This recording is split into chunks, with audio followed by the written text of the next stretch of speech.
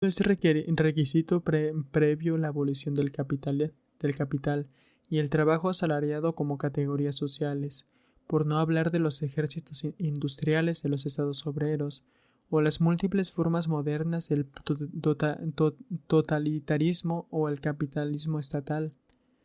En principio, esta degradación del hombre a mero apéndice de la máquina o herramienta de producción especializada puede superarse en lugar de agravarse mediante el desarrollo y uso adecuado de la tecnología, pero eso es algo irrealizable bajo las condiciones de control autocrático de la producción por parte de quienes hacen del hombre un instrumento al servicio de sus fines particulares, diseñando sus metas como individuo, para emplear la expresión de Humboldt. Incluso en el seno del capitalismo, los anarcosindicalistas aspiraban a crear asociaciones libres de trabajadores libres, que se implicaran en la lucha militante y se prepararan para asumir la organización de la producción de forma democrática. Estas asociaciones deben actuar como escuelas prácticas del anarquismo. Si la propiedad privada de los medios de producción es, en la célebre formulación de Proudhon, solo otra forma de robo y de la explotación del débil por el fuerte, el control de la producción por parte de una burocracia estatal, por benévola que puedan ser sus intenciones, tampoco contribuyen a crear las condiciones bajo las que el trabajo manual o intelectual puede convertirse en la primera necesidad vital.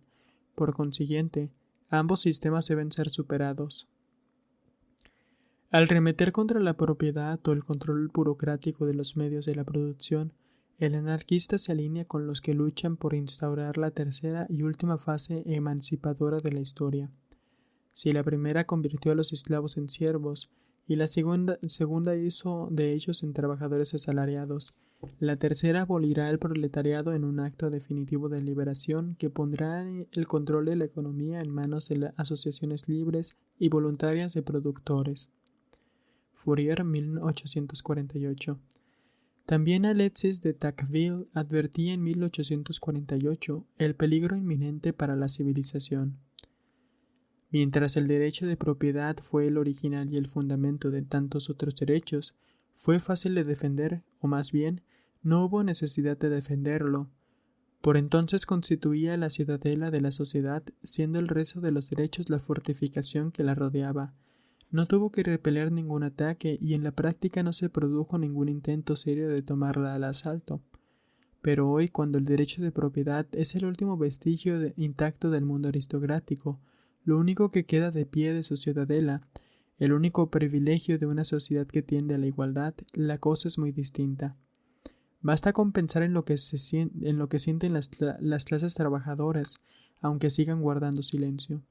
Es cierto que no están tan inflamadas como antaño por la pasión política propiamente dicha, pero ¿no veis que sus pasiones alejándose de la política son ahora pasiones sociales? ¿No veis que, poco a poco, se difunden entre ellas opiniones e ideas que no persiguen abolir la ley, ministerio o gobierno, sino disolver los cimientos mismos de la sociedad? En 1871, los obreros de París rompieron su silencio y procedieron a abolir la propiedad, la base de toda civilización. Sí, caballeros, la Comuna pretendía abolir esa propiedad de clase que convierte al trabajador de muchos en la riqueza de unos pocos. Aspiraba a la expropiación de los expropiadores, quería convertir la propiedad individual en una realidad transformando los medios de producción, la tierra y el capital, que hoy son ante todo medios de sometimiento y explotación del trabajo, en simples instrumentos de trabajo libre y asociado. La Comuna acabó en un baño de sangre, por supuesto. La verdadera naturaleza de la civilización que los obreros de París habían tratado de abolir con su ataque a los cimientos mismos de la sociedad salió de nuevo a relucir cuando las tropas del gobierno de Versalles reconquistaron la ciudad de París. Como escribe Marx con tanta amargura como acierto, la civilización y el origen del burgués se exhiben en todo su siniestro esplendor dondequiera que sus esclavos y sus parias osan rebelarse contra los señores. En tales momentos esa civilización y esa injusticia se muestran como lo que realmente son. salvajismo descarado y venganza sin ley.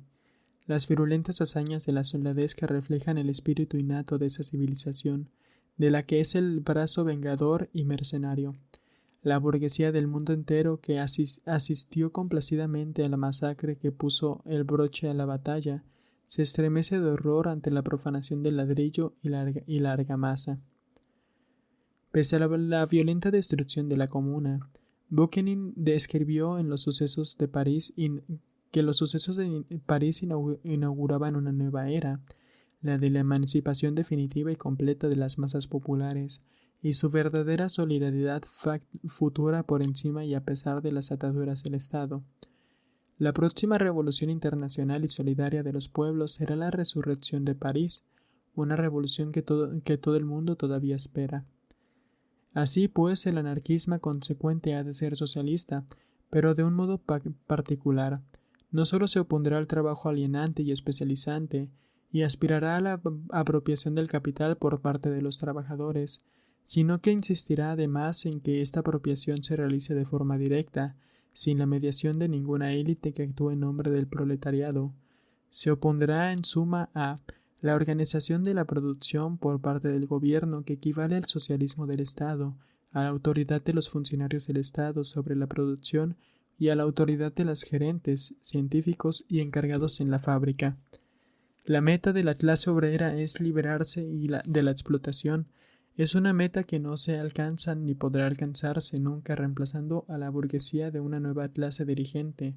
Solo pueden alcanzarlo los propios trabajadores, adueñándose de la producción.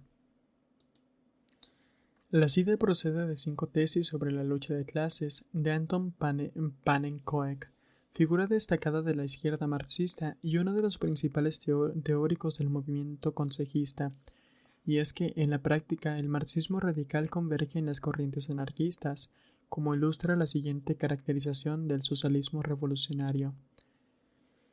El socialismo revolucionario descarta que la propiedad estatal pueda conducir a otra cosa que el propósito burocrático. Ya hemos visto por qué el Estado no puede ejercer el control democrático de la industria. La propiedad y el control democrático de la industria corresponden solo al proletariado, que elegirá comités administrativos industriales entre sus filas.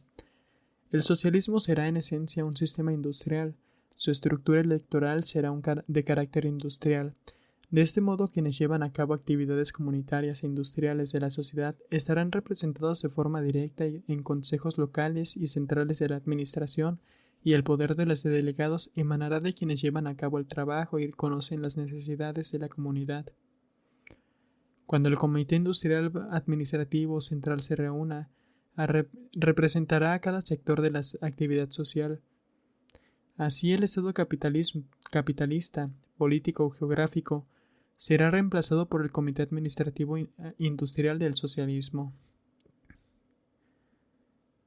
La transición de uno a otro sistema constituirá de la revolución social.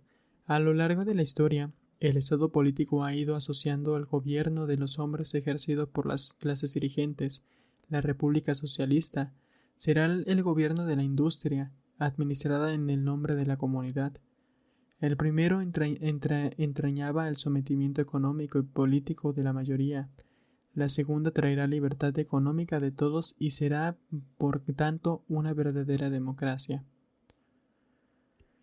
Esta declaración programática procede de State, Its Origins and Function, obra de William Paul, publicada en 1917, poco antes de que apareciera El Estado y la Revolución de Lenin. Tal vez su obra más libertaria. Paul militó en el Partido Laborista Socialista Marxista de Leonista, y más adelante fue uno de los fundadores del Partido Comunista Británico. Su crítica del socialismo del Estado guarda cierta similitud con la doctrina libertaria de los anarquistas. Ambas parten de la base de la propiedad y la gestión estatal,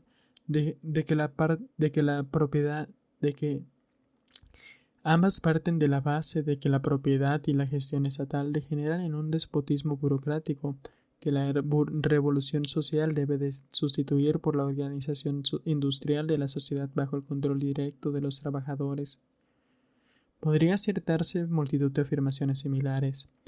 Lo esencial es que estas ideas ya han sido puestas en práctica en acciones revolucionarias espontáneas en Alemania e Italia tras la Primera Guerra Mundial, o en España en 1936, y no solo en zonas rurales, también en la Barcelona industrial. Podría decirse que la forma natural del socialismo revolucionario y una sociedad industrial es alguna clase del comunismo consejista.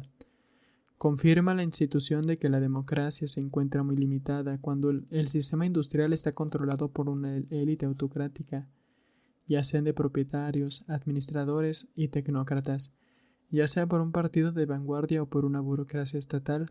En tales condiciones de dominio autoritario serán irrealizables los ideales libertarios clásicos que desarrollaron por extenso Marx, Bakunin y otros verdaderos revolucionarios.